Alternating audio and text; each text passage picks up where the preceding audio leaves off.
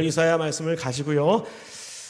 하늘 가르고 임하소서, 하늘 가르고 임하소서 라는 제목으로 여러분과 말씀을 좀 나눠보려고 합니다. 여러분, 그 월드컵 경기 한국에서 할 때 축구 경기 다들 보셨죠?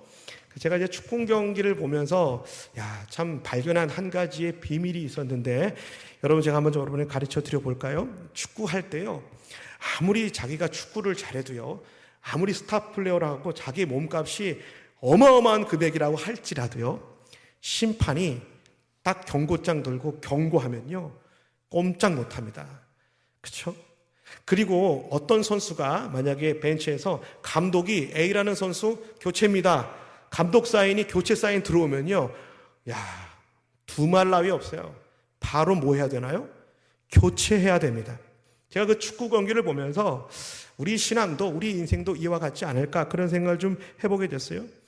감독이 교체 사인을 보내면 그 보고 난 이후에, 여러분 교체 사인 받았던 선수들 가운데 안 들어가서 교체 안 된 선수들 여러분 혹시 보신 적 있으시면 저를 좀 얘기 좀 해주십시오. 단 한 번도 본 적이 없습니다. 감독이 교체, 그럼 바로 들어와야 되는 것이 축구의 룰이었어요.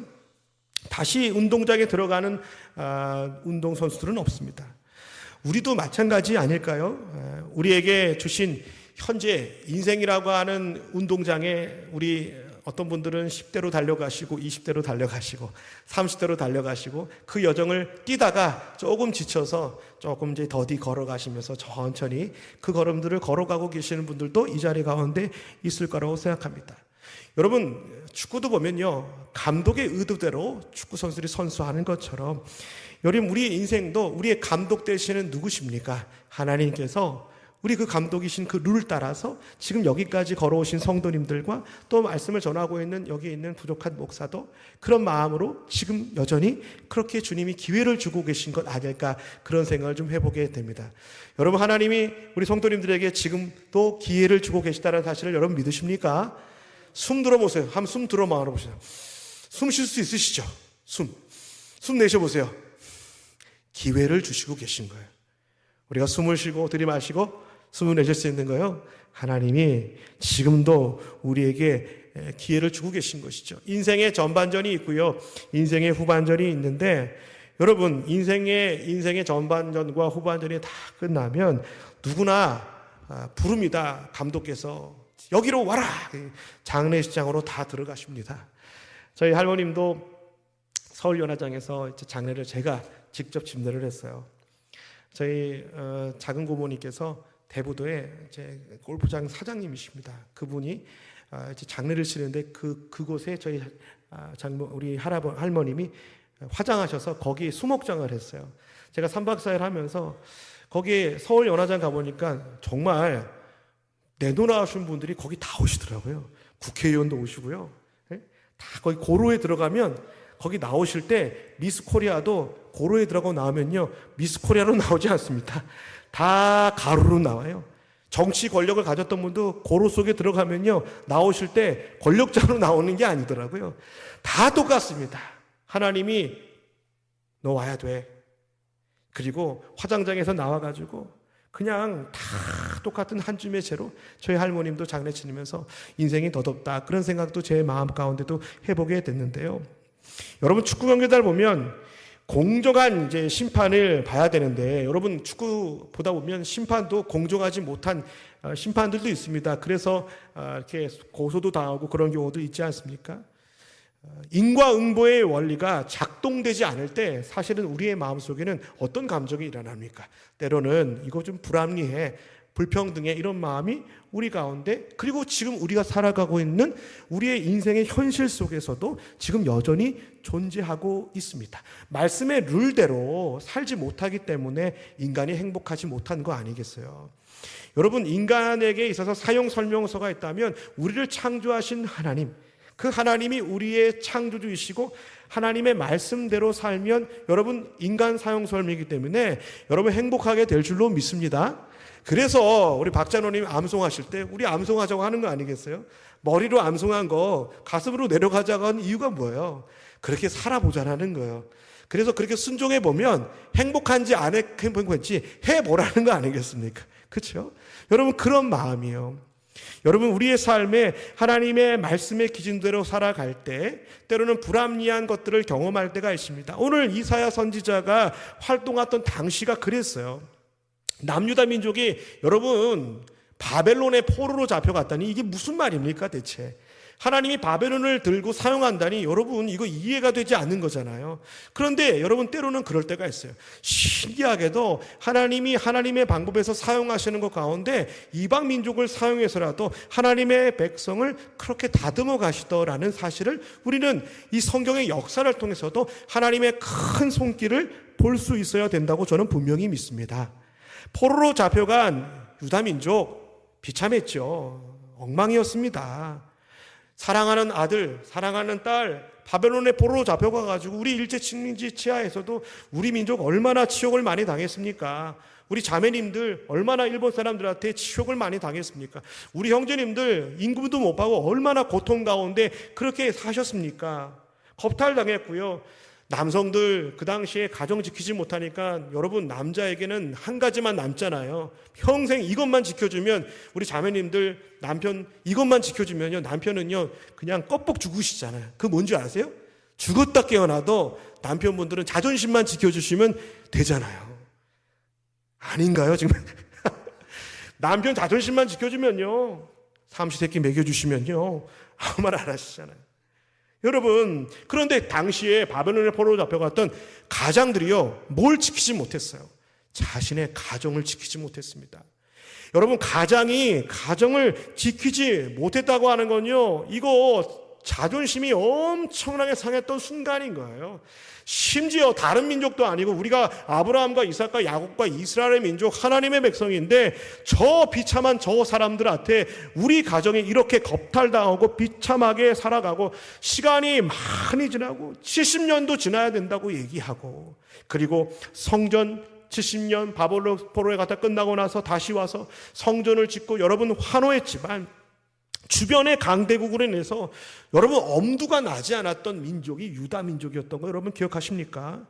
계속해서 난관에 부딪혔다라는 것을 이스라엘 민족의 역사 성경의 스토리를 보면요 계속 마음 가운데 있었어요. 그러니 이스라엘 민족의 유다의 백성의 마음 가운데 이미 깔려져 있는 마음이 어떤 마음이었을까 생각해 보니까 여러분 부정적인 마음이 깔려져 있었을 것입니다.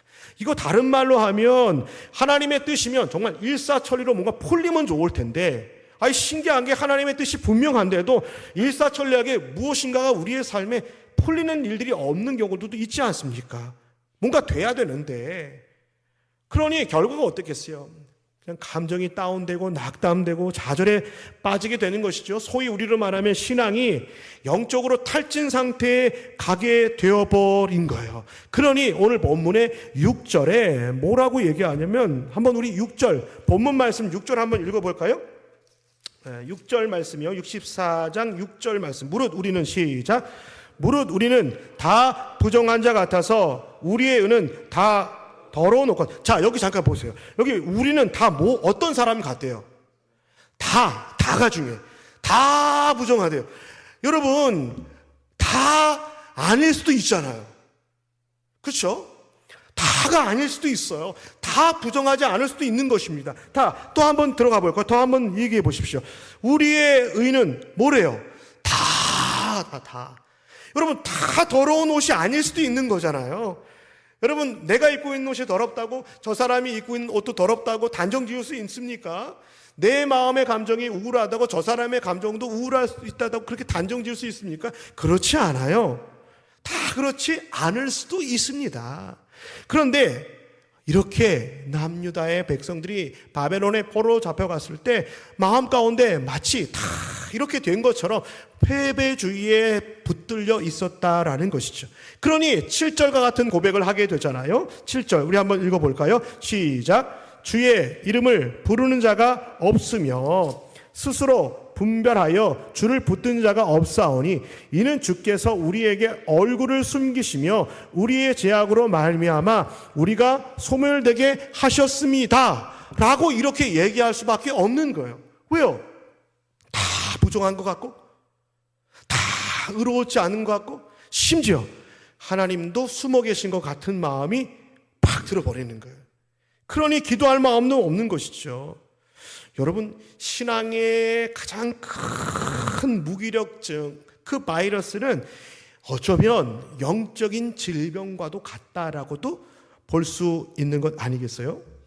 그렇다면 여러분, 이런 상황 가운데 이런 남유다 민족에게 어떻게 해야 될 건지에 대하여 여러분, 오늘 본문에서 우리에게 솔루션을 제공하는데, 우리 한번 본문의 1절의 말씀을 한번 읽어보실까요? 64장 1절의 말씀입니다. 다 같이 한 목소리로 읽어볼게요. 시작. 원하건대 주는 하늘을 가르고 강림하시고 주 앞에서 산들을 진동하시기를. 여기 보니까 간절히 무엇을 원하는 것이 있는데 뭘 원해요? 원하건대 어디를 가르고요? 하늘을 가르고, 정말 하나님의 영광이 하늘의 문을 여셔서 정말 우리에게 임재하여 주시기를 간절히 뭐하고 있냐면 소망하고 있는 것입니다. 하나님의 하늘을 찢으시고, 제가 금요일날 철야 예배 때 그 말씀을 드렸어요. 모세에게, 모세야, 우리 판 새로 짜가지고 지금 우상 숭배하는 이 민족 안 되겠다. 너 나랑 한번 다시 판을 짜가지고 새 민족으로 가나안 땅 출발하자 했더니 하나님의 본심이 아니라는 거 모세가 알았잖아요. 그래서 하나님의 영광을 보여달라고 지금 이스라엘 민족이, 그 영광은 토브라는 것인데 이 주님의 얼굴을 얘기하는 거예요. 하나님, 저에게만 당신의 얼굴을 보여주시니까, 주님의 영광을 보여주시니까 이스라엘 민족이 지금 당신의 영광을 보지 못하니까 지금 금송아지 만들어가지고 우상 숭배합니다. 그러니 주님의 영광을 보여주세요라고 간구하였을 때 하나님의 마음에 딱 들었잖아요. 그리고 선하심을 통과하겠다 해서, 여러분, 그래서 하나님께서 이 땅에 하늘을 가르고 당신의 이 선하심을 드러냈던 최고의 역사가 누구였나요? 여러분, 바로 예수 그리스도이신 줄로 믿습니다. 하나님이 하늘의 영광을 떠나서 말씀이 육신이 되어 우리 가운데 오시기를 간절히 기도했던 이사야 선지자가 사실은 신약에 가서 예수 그리스도로 성취되었던 거죠. 여러분, 하늘을 찢으시고 하늘을 가르시고 우리에게 임하여 달라고 뭐 할 때? 기도할 때, 간구할 때, 그때야 비로소 침체에서 벗어날 수 있는 것이죠. 제가 오늘 일부 예배 때 이런 얘기를 했어요. 아무것도 염려하지 말고 오직 모두들의 기도와 간구로 너희 구할 것을 감사함으로 하나님께 아뢰라. 바울이 주 안에서 그것을 권면했을 때, 여러분, 조건반사 아시죠? 조건반사. 우리 우문영 지사님 뜨거운 거 손 댔는데 내 손이 지금 4도 화상을 입었네 생각하면서 뜨거운 거 손가락에 귀에 대나요? 사람들은 그런 사람 없습니다. 뜨거운 거 만지면요, 뜨거 하면서 바로 손을 가는 게 이게 조건반사예요. 그러니까 아무것도 염려하지 말고 모든 일에 뭐 하래요? 기도하라. 이건 조건반사라는 거예요. 그냥 염려가 오면 기도하라는 거예요. 예. 근심이 오면 기도하라는 조건반사인가면, 마치 내 손가락이 뜨거우면 바로 가는 것처럼. 여러분, 이해가 되십니까? 오늘 히브리 민족에게 역사 속에서 하나님이 지금 바벨론의 포로로 잡혀가 있을 때 마치 조건반사라는 거예요. 그런 상황에 만약에 하나님이 허용하셨다면 조건반사적으로 하나님 앞에 뭐 하라는 거예요? 하늘의 문을 열어달라고, 하나님의 뜻이 무엇인지 알게 해달라고 기도하라고 하는 하나님의 시그널, 사인이라는 사실을 여러분 믿게 되실 수 있게 되기를 주님의 이름으로 간절히 부탁드립니다. 기도하는 이유는 무엇입니까? 하나님, 내 삶에 개입해 주세요. 그 얘기 아니에요? 하나님, 내 인생 내 힘으로 할 수 없습니다. 하나님, 하늘 가르고 임하여 주세요. 하나님이 뭐 해달라는? 개입하여 달라는 것입니다. 개입하여 달라는 것이죠. 현재보다, 우리의 삶의 현실을 현재보다 더 현실을 주장하고 계시는 영원하신 하나님께서 하늘을 가르고 임하여 주실 때 마치 홍해가 갈렸던 것처럼 우리의 민족이 바다 한가운데로 지날 수 없었는데 지나가게 해주셨던 그 하나님의 다이나믹한 역사, 드라마틱한 역사를 하나님 다시 우리에게 보여주세요. 하늘을 갈라주세요. 하늘을 가르고 역사해 달라고 뭐하냐? 기도하는 것이었어요. 주님의 영광을 보여달라고 말이죠. 여러분, 때로는요, 우리의 인식 속에 가려진 영적인 커튼들이 있습니다. 근심과 걱정과 염려의 커튼이 안개처럼 우리의 심령을 확 누르고 뒷골이 그냥 침 안 맞으면 안 되는 일들이 있을까요? 많습니다. 사실 너무 많아요. 그런 일들이. 10대에도 그런 일이 있습니다. 20대들도 그런 일이 있습니다. 요즘에 제가 SBS 뉴스 보니까 요즘에 김밥 한 줄 우리 성도님들 얼마인가요? 요즘에 김밥 한 줄이 서민 음식인데요. 김밥 한 줄이 지금 5,000원 넘어간대요. 아니 김밥을 싸면서도 내가 이 김밥 팔아도 되나 말아도 되나 근심하면서 폐업하는 데가 얼마나 많다는지 몰라요. 그 정도로 지금 막 식료품값도 막 치솟고 있지 않습니까? 예전에는 김밥 한 줄 먹고 그냥 제가 길거리 지나다니다가 정말 우리 청년들이요 편의점 앞에서 뭐 먹는 줄 아세요? 돈이 너무 비싸니까 삼각김밥 먹어요. 삼각김밥. 그거 먹고 하루 견디는 거예요. 그거 먹고 오토바이 타고 다니는 겁니다. 배달하면서. 와, 제가 그거 보면서 그런 생각을 했어요. 하나님, 이 민족이 하늘을 가르고 주님의 말씀의 뜻이 다시 한번 이 민족 가운데 일어나게 해주, 부자로 살게 해달라는 것이 아니라 하나님, 한 사람이 하나님의 뜻대로 온전히 살아낼 수 있는 하늘의 양식, 오늘 하루의 양식을 순종하며 살아낼 수 있는 하나님의 민족이 될 수 있도록 내 마음 가운데 그냥 기도가 절로 나오더라고요. 절로. 왜냐하면 제가 청년부를 섬기는데 청년부 섬길 때 우리 자매들이 이력서를 내는데 10,000통을 내도요 연락이 안 온대요. 지금 1,000통 10,000통을 내도 이력이 있는데도 대학 학위를 가지고 있는데 그런 시대 가운데 지금 우리가 살아갑니다. 여러분, 우리 손주들이, 우리 손녀들이, 내 자녀들이 그 시대 가운데 지금 현장 속에 있어요. 현장 속에 있습니다. 진짜 마치 이런 어려움 가운데 있는 것이죠. 오늘 이사야가 드리는 기도는 이런 하늘 가르고 임해달라고 하는 기도는 이런 거예요. 하나님이 우리 아버지시잖아요. 여러분, 성경에 하나님은 어떠한 분이냐면 딱 두 가지로 정리해 볼 수 있습니다. 하나님은 인도하시는 하나님, 공급하시는 하나님이라는 거예요. 이스라엘 민족을 인도하시고 공급해 주신다는 건 뭐냐면 다른 말로 하면 너네들은 나의 자녀야, 이거란 말이죠. 여러분, 하나님께서 우리 아버지신 거 여러분 믿으시죠? 하나님이 날마다 일용할 양식으로 하늘 양식을 우리에게 채워주셨는데 오늘 이사야가 바벨론의 포로로 잡혀가 있는 그 상황 속에서 하늘에 먹구름이 껴있는 그 상황 속에 하늘이 열려서 하늘 가르고 임해달라고 하는 건 뭐냐면 아버지, 당신이 나의 아버지가 아니십니까? 당신이 나의 아버지가 아니십니까? 라고 뭐 하는 거예요? 구하는 거예요. 구하는 거예요. 제 아들 이래가 어릴 적에 울잖아요. 우리 성도님들 아시죠? 자녀들 다 키워보시면 아기가 울면요 엄마는 신기해요. 얘가 우는 이유가 똥 때문인지 얘가 울면 배가 고픈지 어머니는 청각이 발달해서 그런지 몰라도 다 알아요. 아버지는 잘 모릅니다. 아버지는 잘 모르는데 엄마는 다 알아요. 얘가 우는 이유를. 오줌 때문이구나, 기저귀 갈아줘야지, 얘가 뭐가 불편하구나, 그 울음소리. 오늘 하늘 가르고 임하여 주십시오라고 하는 이 표현이 저는 마치 아이가 울어버리는 것 같은 느낌을 받았어요. 뭐라고 이야기하지 않아도 돼요. 거기에 뭐라고 구구절절 뭐 때문에 그리고 언덜 몇월 며칠에 해주세요, 도와주, 이게 아니라 그냥 울어버리는 거예요. 하나님이 우리의 아버지가 아니십니까? 하나님이 나의 아버지가 아십니까? 가슴 절절 하늘 가르고 임해달라고 뭐 하는 거예요? 기도하는 것이죠. 여러분, 저와 여러분도 마찬가지 아니겠습니까? 오늘 여러분 종교개혁주일이에요. 사실 오늘이 10월 27일 종교개혁주일입니다. 마틴 루터가 그 종교개혁의 종을 울린 지 107년 되는 해였어요. 여러분, 마틴 루터도요 기도할 때 뭐 했는 줄 아세요? 마틴 루터가 여러분 우리로 말하면 안티들이 얼마나 많은지 몰라요. 우리로 말하면 그 당시에 마틴 루터에게 SNS나 페이스북이나 이런 거 할 수 있으면 거기에 악성 댓글이 어마어마하게 올라왔을걸요? 막 사울이 예수님 막 뒤꿈치를 그냥 이쑤시개 같은 걸로 찌르는 것처럼 막 핍박당했던 것처럼 여러분 마틴 루터도 그랬단 말이죠. 그런데 마틴 루터가 저녁에 그런 고통 가운데 기도할 때 뭐라고 기도하냐면 이렇게 기도했어요. 하나님, 그래, 교회가 제 겁니까? 아니지. 교회는 그리스도의 중심이고, 그렇죠, 제 말이 맞지요. 하나님, 말씀대로 예수 그리스도의 복음대로 사는 것이 맞지요. 예스, 맞아. 그랬더니 루터가 뭐라고 한 줄 아세요? 하나님, 그러면 교회가 주님의 것이니까 저 그냥 가서 자겠습니다. 하나님이 알아서 하십시오. 왜? 교회는 주님의 것이니까. 저는요 이렇게 맡기고 하나님께 내어드리고 잠을 자는 것이 믿음이 맞다고 생각합니다. 여러분, 이사야 선지자가 하늘 가르고 임하여 주십시오라고 한 건 뭐예요? 하나님만이 해결하실 수 있으시니까 주님께 뭐 하는 거예요? 맡기는 거예요. 맡기는 거.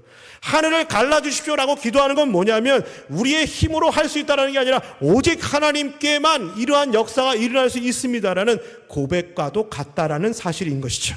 우리도 마찬가지입니다. 우리 하늘 아버지를 소망하면서 주님의 십자가로 하나님의 자녀된 우리가 누구를 갈망하며 살아가야 되겠어요?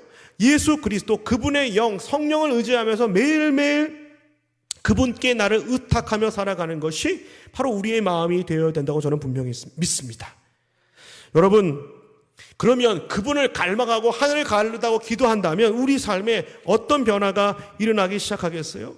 그때부터요, 여러분, 그리스도의 성령이 우리의 심령 가운데 부어지기 시작할 것입니다. 여러분, 여러분의 마음이 이렇게 바구니가 하나 있다고 생각해 보세요. 바구니에 뭘 담는다고 생각해 보세요. 그 바구니에 우리 전전성 권사님이 수박 담고 싶으셔. 근데 그 바구니에 참외로 가득하면 수박 담을 수 있어요? 못 담아요?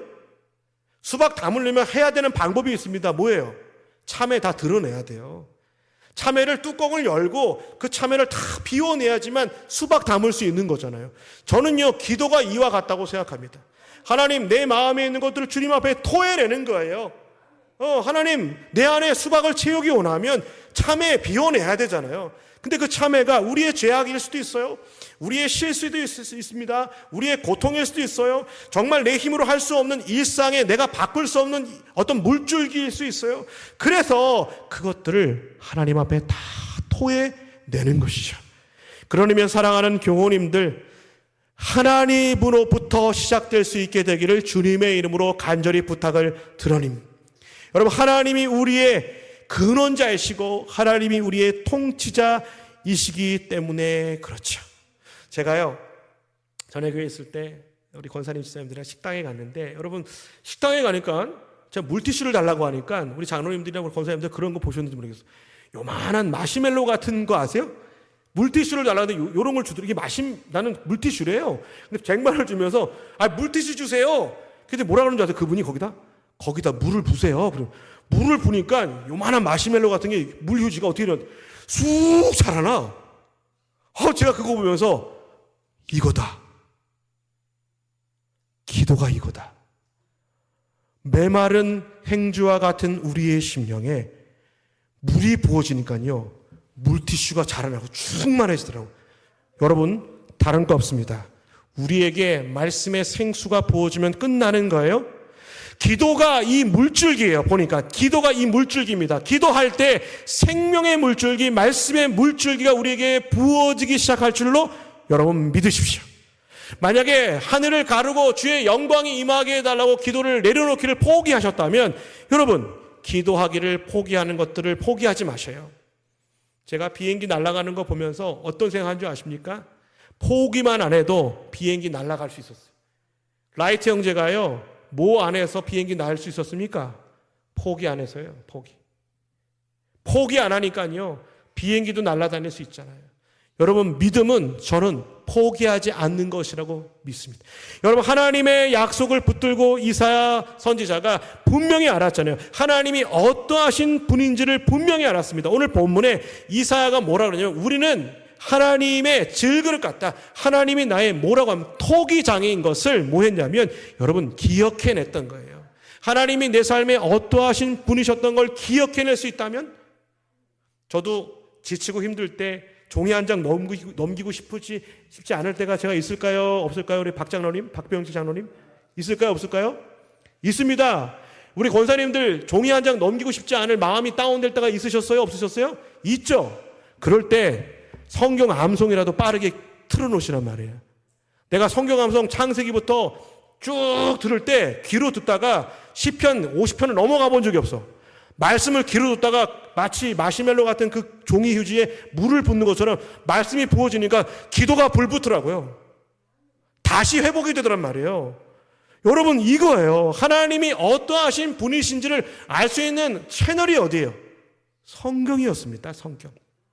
부탁드리옵기는 우리의 머릿속에 성경을 수납하지 않고 그것이 성령의 기름 부음 받아서 그것이 우리의 마음으로 내려가고 그것이 여러분의 손과 발로 하나님 앞에 순종함으로.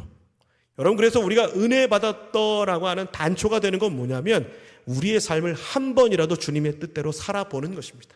그게 저는 우리 은혜의 마지막 피니시 라인이라고 분명히 믿어요. 여러분 어떠십니까? 하나님이 저와 여러분을 만드신 분이신 것 분명히 믿으십니까? 하나님이 우리의 기도를 귀 기울이시는 분이시라는 걸 분명히 믿으십니까? 너는 내게 부르짖으라 내가 내게 응답하겠고 내가 알지 못하는 크고 어떠한 일 시크릿 비밀한 일이라 비밀한 여러분 비밀이에요. 비밀은 보이지 않는 겁니다.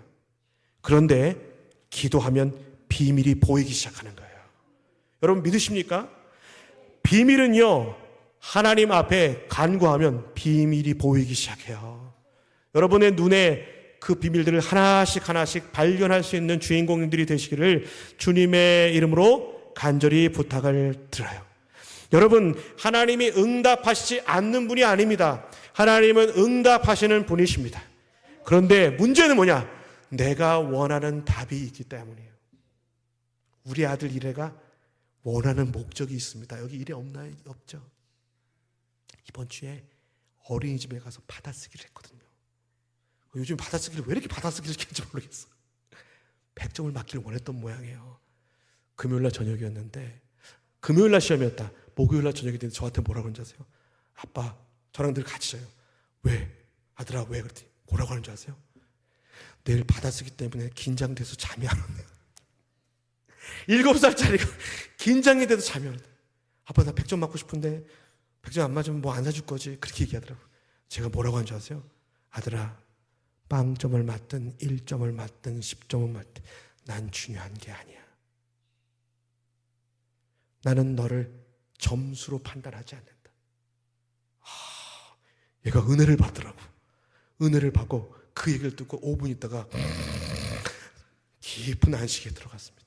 저는 이래가 저한테 아빠 긴장돼서 잠이 안 와. 근데 나랑 대화를 나눴잖아요. 전 이게 뭘로 느껴진 줄 아세요? 부르짖는 기도처럼 느껴졌다고. 아빠에게 대화를 하는 게 마치 너는 내게 부르짖으라 내가 내게 응답하겠고 비밀한 일을 보이겠다. 마치 그렇게 느껴졌어요. 아들이 아버지랑 대화를 하고 마음이 편안해지니까 코를 골고 자는 것처럼.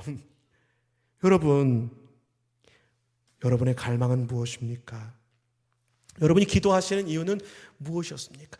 오늘 이사야가 하늘 가르고 내게 임하여 주시옵소서. 하나님이 나의 아버지신데 우리가 주님 앞에 범죄하여 하나님의 바벨론으로 우리를 사용하셨지만 이 징계 속에 담겨있는 하나님의 은혜 제가 압니다. 이제 아버지 이제 이 민족을 나의 이 가정 우리 가정을 이 참남한 이 우리 민족을 불쌍히 여겨주세요. 마치 아들 이래가 저에게 아빠 나 내일 받아쓰기가 너무 긴장이 돼서 잠이 오지 않아 이렇게 하는 것처럼 여러분 제가 어떻게든 기도를 쉽게 이야기해 드리려고 제 가족의 이야기를 했지만 여러분 이해가 되십니까? 여러분 악한 마귀는요 과거부터 지금까지 계속 여러분 어떤 지점에 여러분 어떤 마음에 뒤돌아가게 하고 주춤하게 하고 걷지 못하게 하는 그 어떤 이유가 있을 것입니다. 그런데 사랑하는 교우님들 포기하지 마시고 하나님 앞에 한 번 더 나아가실 수 있게 되기를 주님의 이름으로 간절히 축복해요. 에스더 아시잖아요. 에스더 하만에게 최고의 플랜이었습니다. 최고의 그냥 한치의 오차 없이 이제 이 민족 다 싹 쓸어버리려고 계획이 얼마나 치밀했는지 그거 뒤집을 사람이 아무도 없었어요. 너무 치밀하니까. 그런데 어떻게 에스더를 통해 그 민족이 전화위복 완전히 딱지가 확 뒤집듯이 언제 뒤집혀진 줄 아세요? 캠페인으로 뒤집어진 거 아니었습니다. 정치적인 물힘으로 재정으로 뒤집어진 게 아니었어요.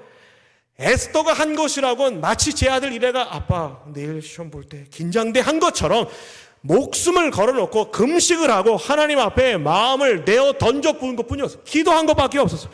도움을 취한 것밖에 없습니다. Help me, 나를 도와주세요. 사랑하는 교우님들, 에스더가 기도하고 난 이후에 어떤 것 일어났어요? 환경 바뀌었었나요? No. 여러분 빌립이 감옥에 갇혀 있을 때 바울과 실라가 사도행전 10장에 찬송했고 기도할 때 옥문이 열렸다라고 하시잖아요. 그런데 거기에 관수도 예수님의 마음을 믿고 마음의 문이 열렸다고 하지 않습니까? 저는요, 다른 생각을 한번 해봤어요. 만약에 바울과 실라가 찬송하다가 기도했는데 옥문이 끝까지 안 열려. 그럼 어떻게 했을까요? 성경은 기록되어 있지 않지만 저는요, 그럼에도 불구하고 바울은 기꺼이 칼에 자기 몸을 댔을 겁니다. 옥문을 열기 위해 그는 기도하지 않았어요. 간수의 마음의 문을 열기 위해 기도하지 않았습니다. 바울과 실라가 한 것은 딱 한 가지였어요. 하나님 찬송한 것밖에 없었습니다. 하나님께 마음을 내어드린 것밖에 없습니다. 내 마음을 주님께 내어드린 것밖에 없어요. 기도한 것밖에 없어요. 그런데 신기하게도 하나님 앞에 마음을 내어드려 기도한 것밖에 없는데, 마치 이사야 선지자가 하나님 하늘 가르고 임하여 주옵소서, 약속을 지켜주세요 라고 하나님 앞에 마음을 토로한 것밖에 없는데 환경을 바꿔주시는 하나님의 역사를 경험하게 되더라는 사실입니다. 사랑하는 교우님들, 그런 찬양이 있잖아요. 기도할 수 있는데 왜 걱정하십니까? 기도할 수 있는데 왜 염려하십니까? 그래서 후렴이 있잖아요. 기도는 영원한 안식. 여러분, 저는 요즘에 한 가지를 정말 마음 가운데 품기 시작했어요. 하나님이 여기 앞에 있는 이원근 목사한테 제일 잘하는 게 뭔지 아시는지 제가 가르쳐 드릴까요? 저한테? 우리 하나님은 저한테는 못 들은 척, 못 본 척 잘하세요. 그런데 분명한 건 뭔지 아십니까? 못 들으신 것 같았는데, 안 들으신 것 같았는데 지금까지 여기까지 인도해 오셨습니다. 하나님 살아 계십니다. 저 굶어도 괜찮아요? 왜? 하나님도 내가 굶으면 같이 굶어 주실 겁니다. 하나님 살아 계십니다. 주여, 우리를 평화의 도구로 써 주시옵소서. 주여, 나를, 우리의 일상을 정말 주님이 원하시는 생태계의 가정이 되게 하여 주시옵소서. 그 마음 가지고 지금 광장에서도 기도하고 있는 것 아니겠어요? 그것 그 이하도 아닐 것입니다. 그래서 오늘 우리가 기도해야 될 건 뭐예요? 하나님, 하늘을 가르고 주님이 이 땅 가운데 임하여 주시길 우리가 기도하는 이유는 이거예요. 말씀이 말씀되는 교회, 말씀이 말씀되는 민족, 말씀이 말씀되어지는 가정 되어지기를 간절히 원합니다. 바라고 원합니다. 주여, 하늘 가르고 임하여 주셔서 주님을 믿음으로 나만 살아가는 존재가 아니고 주님처럼 하늘에 미랄되고 싶고, 주여, 높이 솟은 산이 되기보다 오름직한 동산이 되어서 어떤 누구든지 그 동산에 와 누군가의 길을 함께 비추어 줄 수 있는 진정한 제2의 그리스도인이 되어 여기 계신 분들, 또 메시지를 나중에 듣고 계신 분들이 다 참된 그리스도인이 되어 정말 제2의 회심의 역사가 나의 심령 가운데 다시 일어날 수 있게 되기를 주님의 이름으로 간절히 축복합니다. 기도하겠습니다. 하나님, 하늘 가르고 임하여 주시옵소서. 아니, 이미 하나님은 하늘을 가르시고 말씀이 육신이 되어 우리 가운데 이미 오셨고 역사하셨고 다시 오실 예수님이심을 믿습니다. 아버지, 우리의 마음의 염려, 우리의 마음의 근심, 이 시간 예수님의 십자가의 보혈로 다 정결케 해 주시옵소서.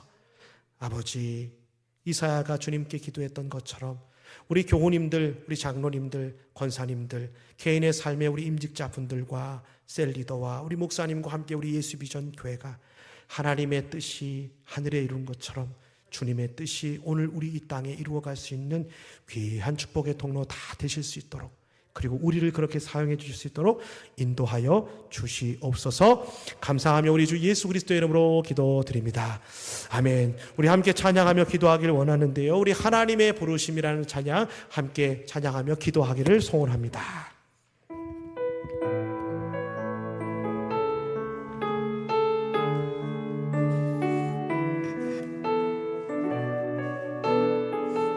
하나님의 부르심에는 후회하심이 하나님의 부르심에는 후회하심이 없네. 내가 이 자리에 선 것도 주의 하나님의 부르심에는 결코 실수가 없네. 나를 부르신 신실하심을 믿네.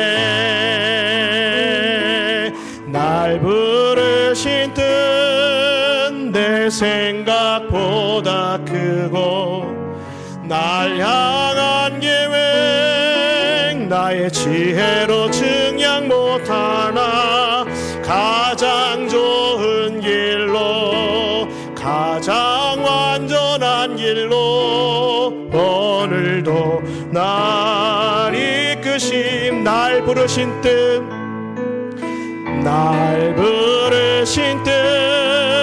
내 생각보다 크고 날 향한 계획 나의 지혜로 증량 못하나 가장 좋은 길로 가장 완전한 길로 오늘도 날 이끄심 믿네. 사랑하는 교우님들, 이 시간 함께 기도하길 원하는데 오늘 우리 하나님 아버지께 우리 교우님들이 정말 솔직하게 고백하고 싶은 고백의 기도의 제목이 있을 겁니다. 힘들면 힘드시다고 얘기하시고 어려우면 어렵다 얘기하시고 풀어야 될 것은 풀릴 수 있도록 도와달라고 기도했으면 좋겠습니다. 단 한 가지 분명한 거, 하나님 내 삶에 주님의 영광이 임하게 해주시옵소서. 하늘 가르고 크고 은밀한 역사를 내게 드러내어 주시는 그리스도인의 참된 삶 살아갈 수 있게 해달라고 우리 결단하시면서 우리 주여 몸을 입고 통성으로 우리 기도하겠습니다.